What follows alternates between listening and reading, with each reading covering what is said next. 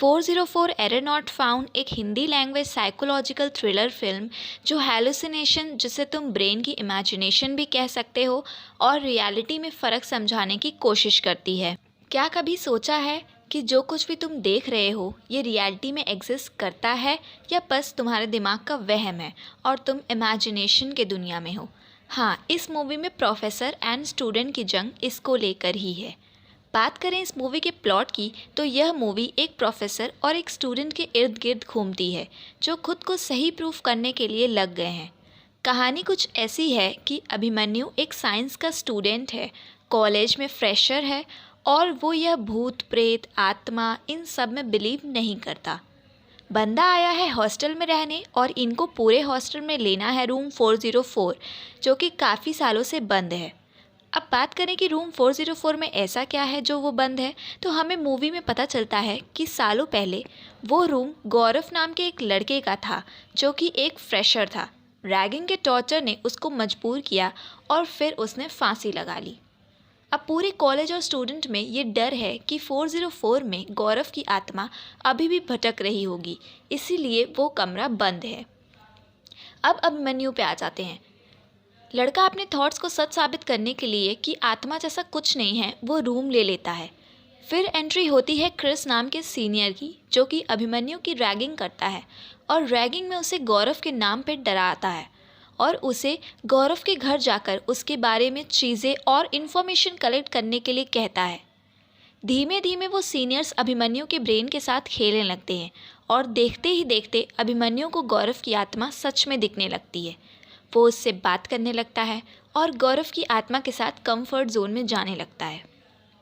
ये सारी बातें अभिमन्यु अपने प्रोफेसर अनिरुद्ध से डिस्कस करता है तो प्रोफेसर जी कहते हैं गौरव वगैरह कुछ नहीं, सब तुम्हारे दिमाग का इल्यूजन है।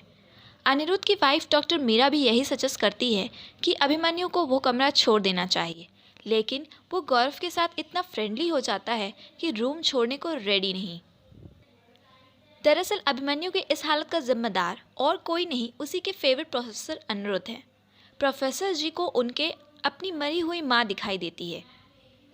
माँ की आत्मा देख और वो उनके मरने के कुछ दिन बाद तक तो काफ़ी कंफर्टेबल रहते हैं आत्मा के साथ, बट जब उन्हें रियलिटी का पता चलता है कि उनकी माँ मर चुकी है तो अनिरुद्ध के अंदर डर समाने लगता है। अब अगर आप सोच रहे हैं कि इससे अभिमन्यु के हालत का क्या लेना देना, तो जवाब ये है कि अनिरुद्ध अपने आप को ये साबित करना चाहता है कि आत्मा नहीं दिखती है, वो सब उसके ब्रेन का हैलुसिनेशन है और यही उनकी थेसिस भी है, जिसके लिए वो क्रिस से बोलकर अभी की रैगिंग करवाते हैं और यह प्रूफ करने में लग जाता है कि गौरव सिर्फ अभिमन्यु का हैलुसिनेशन है। एक तरह से वो गौरव की आत्मा के रूमर का और अभी का यूज़ करते हैं उसे अपने डर पे एक्सक्यूज़ की जीत पाने के लिए। लास्ट में सबके सामने अभी के मुंह से निकलवा के कि गौरव वगैरह कुछ नहीं, वो सिर्फ हेलुसिनेट कर रहा था, वो अपनी बात प्रूव कर लेते हैं। लेकिन लास्ट में प्लॉट में ट्विस्ट तब होता है जब मीटिंग ख़त्म करने के बाद अनिरुद्ध अकेले में अभिमन्यु को समझाने आता है कि उसने जो भी किया उसके साथ वो उसके अच्छे के लिए किया। तब अभिमन्यु उससे कहता है कि वो अब भी उसे गलत साबित कर सकता है। उसी कमरे के दरवाजे के पास बुलाता है और कहता है अनिरुद्ध से दरवाज़ा खोलने के लिए। जैसे ही वो दरवाज़ा खोलता है तो अनिरुद्ध देखता है कि अंदर रूम के अंदर फ़ैन के सहारे पे अभिमन्यु की फांसी पे लाश लटक रही होती है और इतनी देर से जो उससे बातें कर रहा था वो कोई और नहीं, अभिमन्यु की आत्मा थी, जिसे अभिमन्यु ये प्रूफ कर देता है कि गौरव कोई हैलुसिनेशन नहीं, रियलिटी थी। मतलब कोई वहम नहीं, अभिमन्यु सच में एक आत्मा के साथ रह रहा था।